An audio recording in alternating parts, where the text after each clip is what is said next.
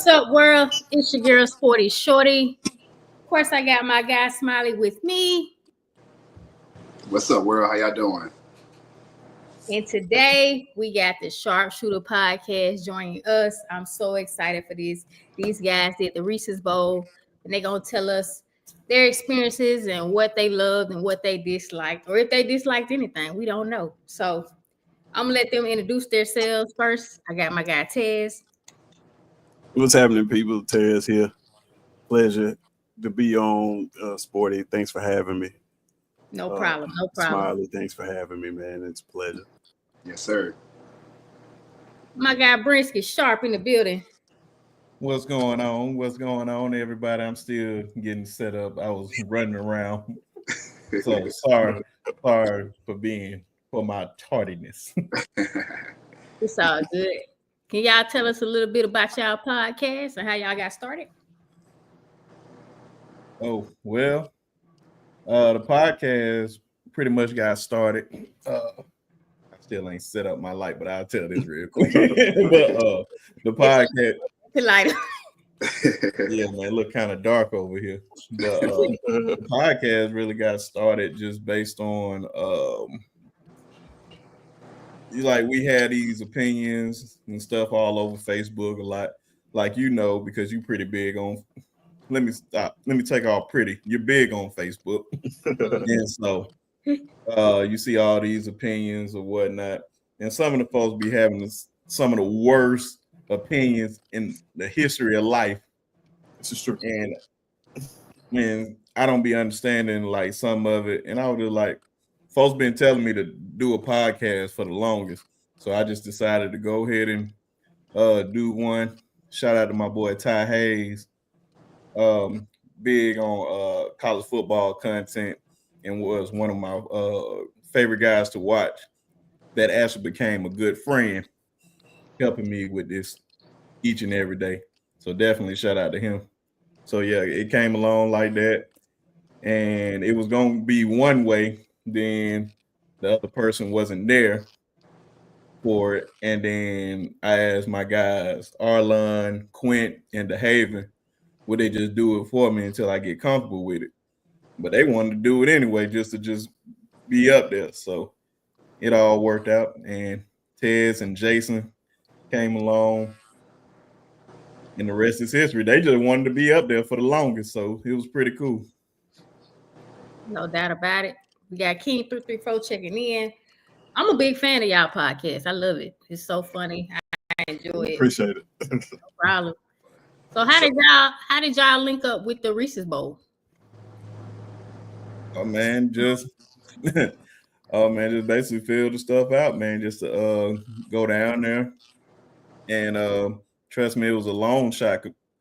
Knowing what I know now, all the people that were down there, ESPN, NFL Network, Bleacher Report. You think any type of sports news outlet, they was out there. So just for us to just even be out there, it was cool. And I know a lot of people wanted to link up with the players. I really wanted, I wanted to talk to the players too, but I wanted to network with the personnel or whatnot. So to just continue to go to these things, but with ease. Mm-hmm. Understandable. Yeah, For sure. I ain't even gonna lie. I was applying for it. I was nervous because Brinsky got his first. And then he told us, he was just talking, it was like, well, maybe you should try to get your and I applied, and it didn't take long, but it seemed like it took like a week.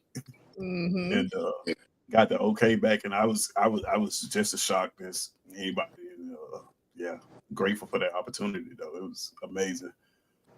Yeah, for sure. I would have to say, I can relate to both you all, and Sporty can as well. Being in your element, you know what I mean, where you are thriving off of something that you truly love doing. It, as the young kids say, it just hit different. You know what I mean? Just because it's like you could work a 12-hour day at the Reese's Bowl, and be done and want some more. Like, man, I don't want to leave yet. Like, I'm tired, Right. but I could watch, one more quarter, I could talk to one more person, because you never know what that next conversation might lead you to. You never know what's around the next corner. So like, Mhm. it's just good vibes, good energy, and everybody's on the same page, because everybody's trying to do the same thing y'all was doing. Everybody was trying to network. You know what I mean? So I True. definitely I know exactly how you guys feel, but that experience, just hearing you guys talk about it, it seems life changing. You know what I mean? Like, I'm sure you guys want to go back next year or want to go to another bowl or something like that. So it seems like it opened up the floodgates to something new for y'all. So that's dope. I like that. I Yeah, like that. for the Yeah, for most sure. part, man. Yeah, for the most part, man. Just especially like when I say it wasn't no scrubs out there. I'm talking about these are the heavyweights. We talking about Lewis Riddick. We talking about Mike Tomlin. We talking about owners. We talking about scouts. We talking about had Kellen DeBoer out there. You had Hugh Freeze out there. Um, other Billy Napier, like other coaches, anybody was out there. If their player was out there, they was out there. Yeah. Mm-hmm. No, yeah, man. Was Just it, to was be it anybody that you was kind of starstruck or just excited to see? Mike Tomlin. Mike Tomlin, yeah. Easily, because we was about to go down on the field, and Mike Tomlin was walking to me on my left, and I was just like, "Bro, that's Mike Tomlin." Boy, man, it's like, what's going on with y'all fellas? And gave him a pound, man. Starstruck. Yeah. Yeah. Oh Yeah, well, I was hating on that because I missed it because I was Oh, still on my way. I was still on my way down because for some reason, man, the GPS took me through Tuscaloosa to get down there. I ended up adding an hour going oh through all man. these back roads. It was just the worst. But yeah, when I got there, it was like, we just saw Mike Tomlin. I'm like, so Don't feel bad because Smiley was next to Kenny the Jet and he didn't even know it. He was so locked in his element, walked right past didn't him. So. didn't even notice. Didn't even notice. um, I'm looking but at the picture like, huh? I'm looking at the video on my phone like, I walked right past this man. it be like that, it's man. easy to do. Yeah. Yeah. Because especially the best way I can describe it is just like us in homecoming with Tuskegee. Like it's all those people there, and it's people pictures I was in that I didn't even know that was there. Mhm. Yeah. So, and it's the same way at the Senior Bowl. Like, where was he? Right. Yeah. So I totally understand. Was Yeah. there any surprises that y'all saw that y'all was just excited to see or And going on the field and meeting anybody? honestly, I say for me, the most surprising thing, it wasn't like a surprise, but the most surprising thing to me was like these people that I had been watching on like Twitter and TV and keeping up with for like recruiting service and stuff like that, getting to meet them and realize like it's just like regular people. Like that, you don't have to be something special to be on this platform. You just have to put the work in.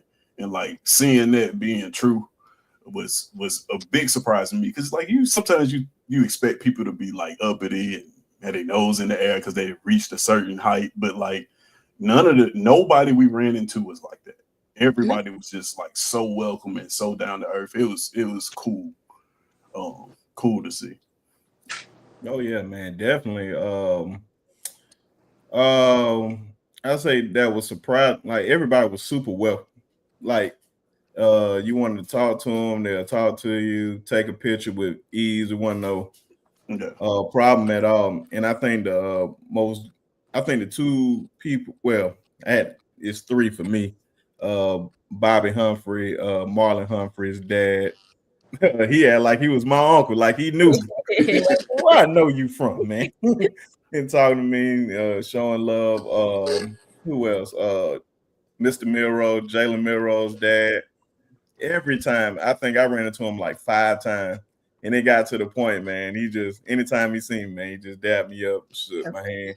And I walked past Jalen. The only thing I regret, man, is just not getting it was bad timing for Jalen every time I wanted to holler at him. Mm-hmm. But I think the most genuine person that we talked to the longest was Andy Staples that yeah, worked for for sure. On 3. We was talking to him for like 30 minutes, and then he just gave us a lot of insight on stuff, and even got my number and all that. When I gave my information and was so genuine about it, put it in his phone, texted to him. Well, he texted me and said, "Do not hesitate to call me or text me anytime. Like I'm right here if you ever need me." Yeah. So yeah, So that's definitely life changing right there. Because I actually listened to him on recruiting in college Yeah. football and all that. Yeah. See, that moment alone for me, like, would fuel me to just want to just run through brick walls if I could. You know what I mean? Like, that's amazing.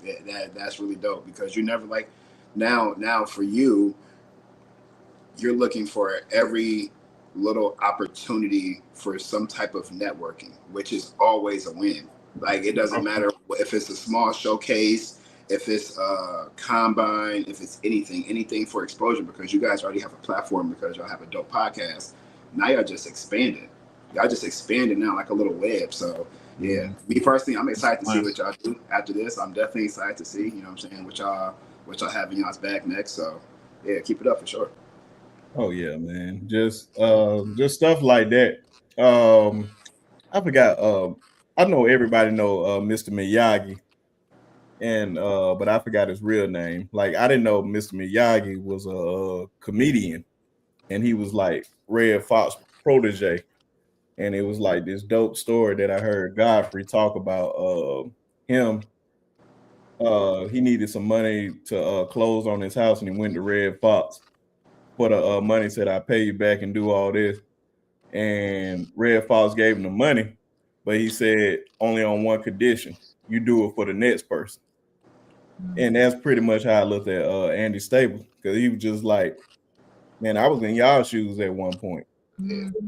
And so the best thing you can give to somebody is the same type of opportunity, give them a chance at life, because you never know where they may go. And clearly it paid off. You see how Mr. Miyagi turned out to be one of the biggest things in the world. Right. So, yeah.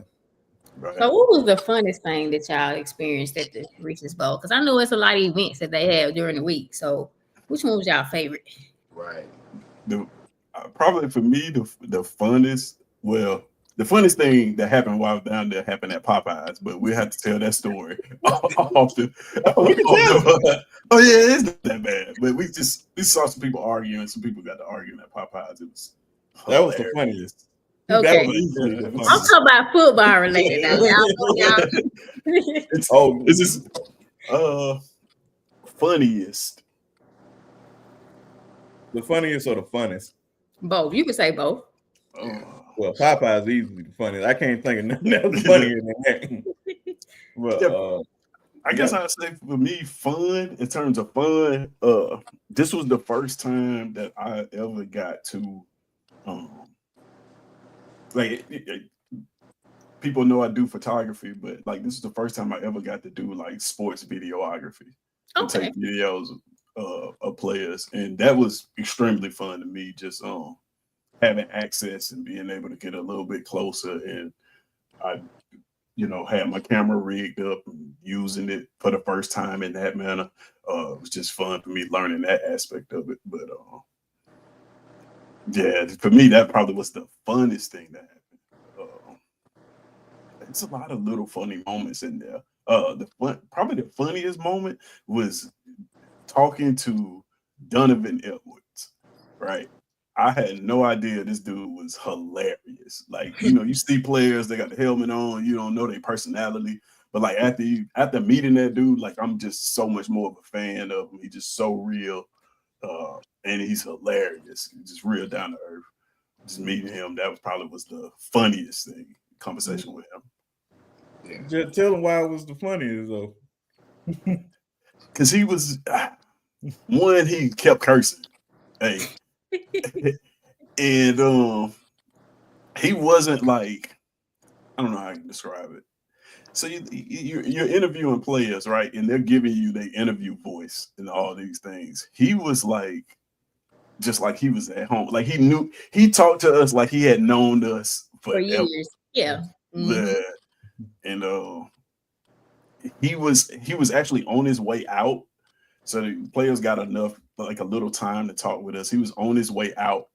and they had like these, I call them caretakers, but they was just like assistants with them that kind of assisted them in moving through the whole process and managing their time or whatnot. And his manager was like, yeah, he's got to go. And Nick was with us from Water Cooler Talk, and he was asking him, could he do an interview? And he was just like, the girl that was with him was just like, nah, I gotta go. He's got to go. He's got to go. And Nick was very humble about it, just like, you just give me a drop. You don't got to give me a whole interview. And he was just like, nah, homie, I do the video. And, he just was telling Nick like, nah, I said, we could do the video, man. He was waving her off like, don't worry about what she talking about. Do the interview, man. It was hilarious. That's dope. But when you see him though, like because he going to the NFL and they gonna put a camera in his face, man. I promise you, y'all gonna be in for a treat. That guy, his personality is off the field. He's gonna make some money just based on who he is. That's my man name in Buffalo, Keon Coleman. Like when they put a camera in front of this man's face and you see his personality and see how he is, he's exactly like that. Yeah. Yeah. Okay. Country. I got you. Mm-hmm. Now, I wouldn't even say he's country. He is just real. No. He is just real as they come in. Yeah, he's just real. Yeah. That's what's up. So out of all the people that y'all saw, who are y'all most excited to see in the NFL? Oh, you can go ahead first. I already know. Me, yeah, we probably gonna say the same person. It's Carson Vincent. Mm-hmm. Okay. Shout out to A&M. Man, I don't know where he's going, but I think he's a second, third round pick for sure. Probably a second round pick, honestly. If a team picked him in the second round, they wouldn't be bad. That kid can play. Yeah, and I think man, he's so genuine too, man. Like, it got to the point where I had on my skiggy apparel most days, so he just recognized me just off rip and was like, man, because I know on Saturday right after the game, time he seen me said, my man Tuskegee. or whatnot, man. So man, it's genuine that meeting his dad accidentally, like meeting his people, like at the HBCU tailgate, was dope. But he's definitely like that, and a big guy. I think he's like 6'7". Like like I said, the picture that you see me with, that's him. Just in case a lot of folks don't know who he is. But yeah, man, I think he's gonna show out at the combine, and don't be surprised if he can find his way in the second round. Yeah. He's got all the measurables. All depends. He's got all the measurables you wanted to tackle. Tall, the weight, the size, long arms, good feet. Like he checks off all of the boxes. So yeah, second round pick. I would love to see him go in at least a second round. Team take a fly on him. So I know y'all said they was the best of the best, but who was the sleeper? It's always that sleeper. They end up saying the same person. Probably so. I'm gonna let you go just to see. The sleeper. It could be a couple of them. I'm gonna just go with mine. It could be. I'm gonna say Tez Johnson. Yeah, from Birmingham, Alabama, receiver at Oregon. Man, this dude, he didn't lose a one-on-one. He didn't lose a single one-on-one, and he was unguardable out there. Nobody could lay a hand on him. Ball came to him. He didn't drop anything.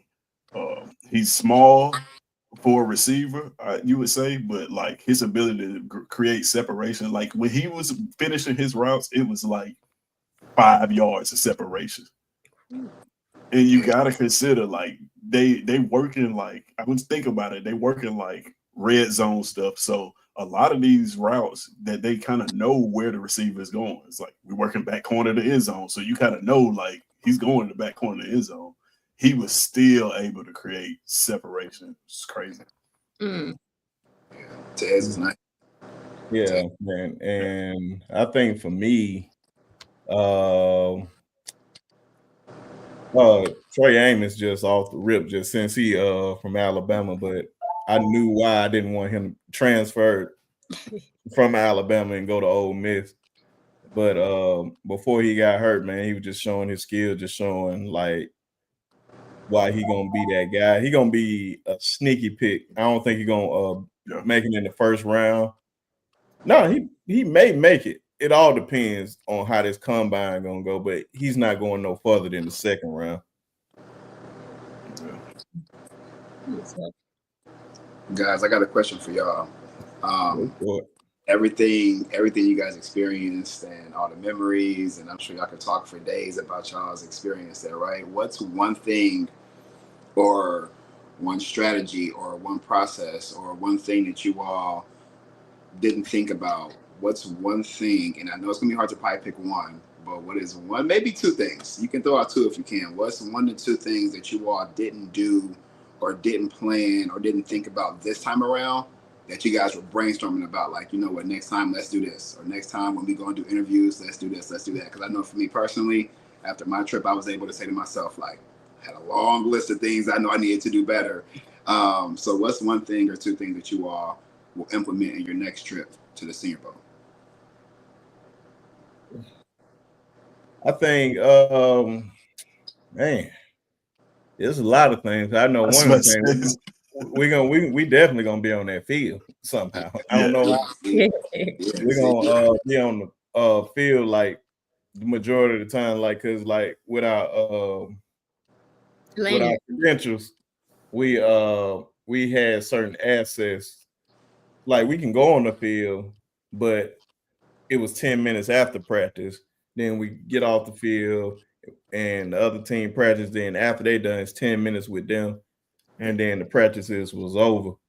But just being on the field, just actually like getting the full view of it. And I know Tez, I know I'm gonna speak for him on this one. I know he wants to be on there so he can get like all the angles of like the players, the 101s, and all that. But if there's anything to prove, I may try to interview people more than I did because I wasn't trying to interview nobody for real. Like I interviewed Trey Amos a little bit, and I don't even like looking at it because it was so terrible. That wasn't bad, bro. but I like to like actually try to get to know people and just I know how quick that everybody was trying to talk to somebody, but I actually want to talk to them. That's why I like Carson Vincent was one of the guys we had on our radar day one. So when we got down there, it was just good to talk to him a bunch of times. I mean, for me, like he said, man, it's so many things that I could go with that I would want to do better or just think about. But I know for one, it's like at an event like the Senior Bowl, a lot of these schools and a lot of these players I had no idea about. Like the ones that played in the SEC, of course, Big Ten players, the ones that we know. But then there were like players from Delaware State, you know, like players from these schools that I had no idea about. And I think that next time I would probably do a little bit more due diligence on smaller school players. Because one of the things that happens down there is like the players that we know, they're famous, so they're really tough to get interviews with. Like he mentioned, Jalen Milroe is almost impossible. Like this guy is a walking celebrity. Like if y'all could have seen it, he's just he was the main attraction there. So it was really tough to get an interview and with him. Jackson Dart. Yeah, and Jackson Dart too. There were two names you couldn't stop hearing. Jackson Dart, Jackson, Jalen. Yeah, and it was crazy because like a lot of these smaller school players, like they would be there, and it's like you don't know anything about him to ask him for interviews. Like, what are we gonna talk about? I don't even know his name to even ask him for an interview. So it's like I would do more research on players like that because those interviews are easier to get because nobody knows them. You know what I mean? But yeah, like I said, Jalen is a star down there. And shout out to College Football 25 because a lot of those kids were shouting out players that they play with on that game. Yeah. It was crazy. Yeah. So go ahead. Oh, you good. So what would y'all say to somebody that's trying to start a podcast and get into like y'all doing the Senior Bowls and things like that? Do y'all have any advice for them? I'll say the same thing that my boy, shout out to Ramit, told me, it just really pushed me over the edge to do it, man. Just turn on the camera and just talk. Plain and simple. It don't matter because I know with him, he started doing music videos, and it was like he'd just show up with his camera and it was like, "Hey man, where your camera equipment?" This phone. So they didn't realize the type of quality that he was doing his music videos just off his phone. Of course, later on he got the camera and all that later on, but that's what he started off with. But you couldn't tell. You would have thought he had a high-powered camera. So I just say just start, because once you start, you'll knock off all that. You won't be as scared. Yeah. It's just simple, man. Just really just turn on the camera. You ain't got to get all the high-tech stuff. I would suggest you get some lighting, like a ring light, a microphone, and a camera. Just plain and simple, just that. And just find your niche, whatever you like talking about. If you like politics, talk politics, music, sports, lifestyle, cooking, whatever it can possibly be. Facts. Because trust me, everybody loves something. Like, right. I'm telling you, like, it doesn't matter. It's like you can just talk about animals, and people will just constantly look at that channel all day, especially if you know what you're talking about and you make it interesting. Yeah. That's very true. Sure. Yeah. For me, it's kind of go ahead. No, I was about to say, for me, it's kind of the same thing, that piggybacking off what he said, just start. You know, when you don't accomplish, the only way you fail at something is if you don't start or you give up. So like, I just say start. And for somebody like me, like I would give the advice of just like not, if anybody's in my position where I was before I, like I said, reached out to Brinsky, it was like, hey, can I be on a pod? Before I did that, my sports opinions were, a lot of my sports takes were controversial. I ain't gonna say controversial, but like a lot of people didn't like them. Like I would talk about my own team, if that makes sense. So a lot of the fan base from my own teams would get on to me or whatever. But like just knowing that you get on a platform like this, just be yourself and be authentically who you are. And like it's easy after that. You don't have to try to make up no script and nothing like that. You just be who you are. And somebody's gonna gravitate towards it. 100%. So y'all know y'all talking to Sporty Shorty, so I gotta know y'all teams. So what sport? All of them. Well, I can tell you, LA Braves, Penguins, Commanders. Yeah, that's all 4 sports right there. You said LA is in LA Lakers. Okay, we're moving on. I'm still a little hurt, so we moving on. Hey man, oh man, I was surprised too. Yes, yeah. Yeah, you surprised, but you happy though. Right, he got the best in, but we gonna let Tez go. You know what I'm saying? The future is bright. I can promise you that. That man came in the door on hour. I'm a Suns fan. Okay. Phoenix Suns fan, San Francisco 49ers. I don't really have a baseball team. I just collect a lot of baseball hats that allows me to just wear the hat, buy a hat because the colors look good. So I don't really have a baseball team. And yeah, Auburn Tigers, of course. All right, that concludes the show. No, y'all see, I got on my Alabama Crimson today. So I see. Oh yeah, and I forgot the name. College Roll Tide. You already know. Oh, we have a and Tuskegee Ohio University. State fan here. Hey, look, Sporty. I'll say everything Ohio: Buckeyes, Cavs, Indians, Browns, Blue Jackets. That's pretty much it right there. I, Keep it you, simple. Oh yeah, man. I already know. That's how my cousins and them are in Cleveland. Shout out to them. But it's to my credit, and I will pat myself on the back on that. I picked you guys to win day one. Thank you. Alabama you fan. did. Yeah, You did. I'm realistic. I don't just pick us just to pick us. Thank you. Thank you. I don't pick us with the okay. I mean, thank you. Clearly, I wasn't wrong.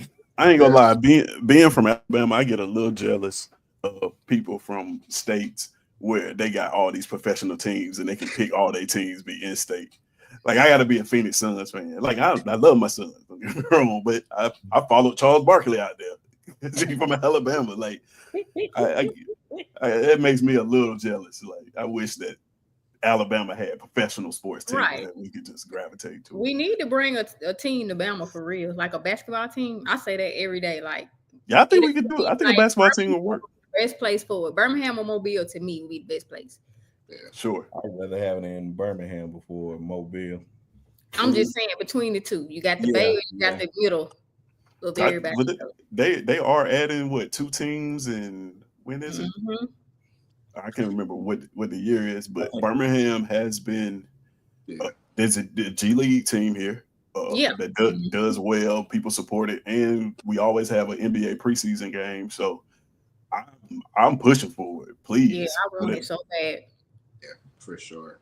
I see a lot of expansion teams coming in the next few years, especially on the WNBA side, because they've already trademarked a few of the previous retired teams like Miami Soul, Cleveland Rockers. So I see a lot of expansion coming here in the near future. So, and then also in the NHL too, I think they just made another NHL team, I think out in Utah. So there's a good chance that they could tap into some of the southern states for sure. And Alabama, I mean, if you look at just across the board, I mean, you guys have sports wise, you guys have what they're looking for. Basketball team is doing good right now. Football team, that's ain't got to say nothing about that. You know what I mean? Like the sports is there. So I think it'd be a good move for sure. And then they like bridge that gap too, because besides Texas, Louisiana, what else is down there? I mean, you got Georgia. But yeah, go ahead and give everybody down there a little sports team. You might as well go ahead and give everybody a sports team down there. So yeah, I say let's do it for sure. NBA, NBPA, if you're listening, let's get a team down there in Alabama. ASAP. ASAP. So anything else y'all want to say to the people? Everybody watching y'all tuned in. Man, we can talk on and on about this Senior Bowl. I know for sure just having big plans, making goals for this year to just what's the Legacy Bowl for HBCU guys is their Senior Bowl. Mm-hmm. Right. That's on the list next year. I know trying to make the SIAC Media Day. Definitely shout out to Tuskegee University. I just know we better get on the sideline this year. I'm just gonna leave it like that. I don't want to say what I want to say against my school. Like in the words of a great man from The Wire named Marlo, the price of the brick just went up. So you better get us wide. Hi, man. So like I said, man, it's just good to just all those guys like just believing in the vision that I have or whatnot. And I just want them to be a part of it in any type of way, because clearly everybody's winning in their own right. That's why I said we pretty much like the Wu-Tang Clan of YouTube or whatnot, because Ted's doing that videography, photography and all that. Hopefully he gets a job with the NFL Network or whoever. The Haven works for the Atlanta Braves. Quinn is out there in Denver doing his thing. He's connected with the Nuggets. Arlon is my lawyer. and that's my partner at the same time, but he's doing the thing on that end, so everybody just winning. Great But things to come. Yeah. oh yeah, so everything is in place, and Jason, being controversial as always, but Jason definitely does pretty much the same thing Tez do with like videography and all that. But this was just like stuff that was just organically. I already knew all of them. Now a lot of them I know. Me, Quint, DeHaven, and Arlon, we all went to Skiki at the same time and whatnot. Of course, I know Tez and Jason forever, but they didn't know them. But all that just came together, and everybody just linking up because they know me. But it's good to know that we going far. That's what's up. I'm excited to see it. I'm excited to see y'all once again. Like I said, I love y'all podcast, of course. It's always fun and entertaining. So of course I was excited to interview you all, to learn more about your channel, to introduce you to the people that don't know or seen y'all. So make sure y'all subscribe to Sharpshooters podcast today, right now, at this moment. Subscribe. Oh, yeah. And without further ado, y'all know how I do. Go Mavs and roll tide. You already know. And shout out to my wife too. Yeah. And the baby.